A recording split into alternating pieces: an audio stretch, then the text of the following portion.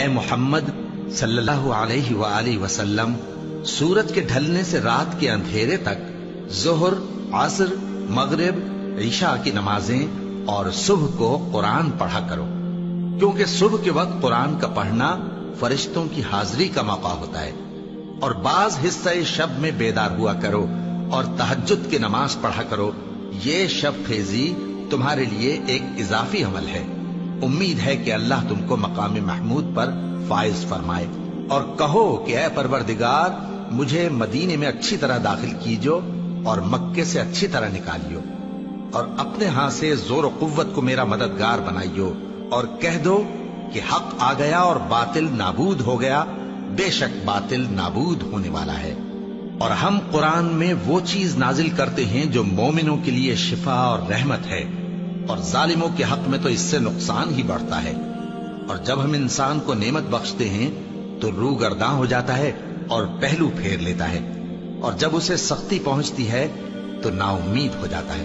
کہہ دو کہ ہر شخص اپنے طریق کے مطابق عمل کرتا ہے، سو تمہارا پروردگار اس شخص سے خوب واقف ہے جو سب سے زیادہ سیدھے رستے پر ہے۔ اور تم سے روح کے بارے میں سوال کرتے ہیں، کہہ دو کہ وہ میرے پروردگار کا ایک حکم ہے، اور تم لوگوں کو بہت ہی کم علم دیا گیا ہے۔ اور اگر ہم چاہیں تو جو کتاب ہم تمہاری طرف بھیجتے ہیں اسے دلوں سے محو کر دیں،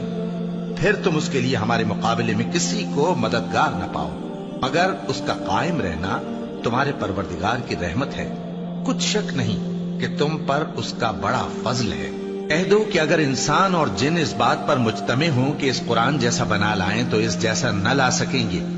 اگرچہ وہ ایک دوسرے کے مددگار ہوں۔ اور ہم نے قرآن میں سب باتیں طرح طرح سے بیان کر دی ہیں، مگر اکثر لوگوں نے انکار کرنے کے سوا قبول نہ کیا،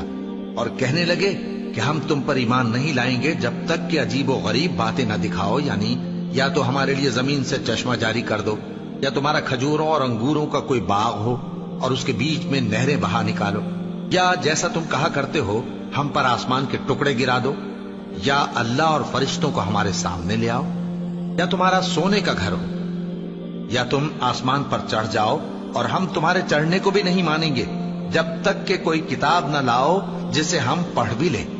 کہہ دو کہ میرا پروردگار پاک ہے، میں تو صرف ایک پیغام پہنچانے والا انسان ہوں۔ اور جب لوگوں کے پاس ہدایت آ گئی تو ان کو ایمان لانے سے اس کے سوا کوئی چیز مانے نہ ہوئی کہ کہنے لگے کہ کیا اللہ نے آدمی کو پیغمبر کر کے بھیجا ہے؟ کہہ دو کہ اگر زمین میں فرشتے ہوتے کہ اس میں چلتے پھرتے اور رہتے بستے تو ہم ان کے پاس کسی فرشتے کو پیغمبر بنا کر بھیجتے۔ کہہ دو کہ میرے اور تمہارے درمیان اللہ ہی گواہ کافی ہے، وہی اپنے بندوں سے خبردار ہے اور ان کو دیکھنے والا ہے۔ اور جس شخص کو اللہ ہدایت دے وہی ہدایت یاب ہے، اور جن کو گمراہ رہنے دے تو تم اللہ کے سوا ان کے رفیق نہیں پاؤ گے۔ اور ہم ان کو قیامت کے دن اوندھے منہ، اندھے، گونگے اور بہرے بنا کر اٹھائیں گے، اور ان کا ٹھکانہ دوزخ ہے۔ جب اس کی آگ بجھنے کو ہوگی تو ہم ان کو عذاب دینے کے لیے اسے اور بھڑکا دیں گے۔ یہ ان کی سزا ہے، اس لیے کہ وہ ہماری آیتوں سے کفر کرتے تھے اور کہتے تھے کہ جب ہم مر کر بوسیدہ ہڈیاں اور ریزہ ریزہ ہو جائیں گے تو کیا سر نو پیدا کیے جائیں گے؟ کیا انہوں نے نہیں دیکھا کہ اللہ جس نے آسمانوں اور زمین کو پیدا کیا ہے اس بات پر قادر ہے